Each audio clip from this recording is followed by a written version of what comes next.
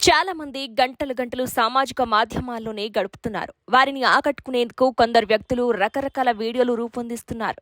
ఎలాగైనా వైరల్ కావాలనే ఉద్దేశంతో విచిత్రమైన వీడియోలను రూపొందిస్తున్నారు. ఆ క్రమంలో కొన్ని ప్రమాదాలకు కూడా గురవుతున్నారు. సోషల్ మీడియా అందుబాటులోకి వచ్చిన తర్వాత చాలా మంది మొబైల్స్తోనే ఎక్కువ సమయం గడుపుతున్నారు. గంటలు గంటలు సామాజిక మాధ్యమాల్లోనే గడుపుతున్నారు. వారిని ఆకట్టుకునేందుకు కొందరు వ్యక్తులు రకరకాల వీడియోలు రూపొందిస్తున్నారు. ఎలాగైనా వైరల్ కావాలనే ఉద్దేశంతో విచిత్రమైన వీడియోలను రూపొందిస్తున్నారు.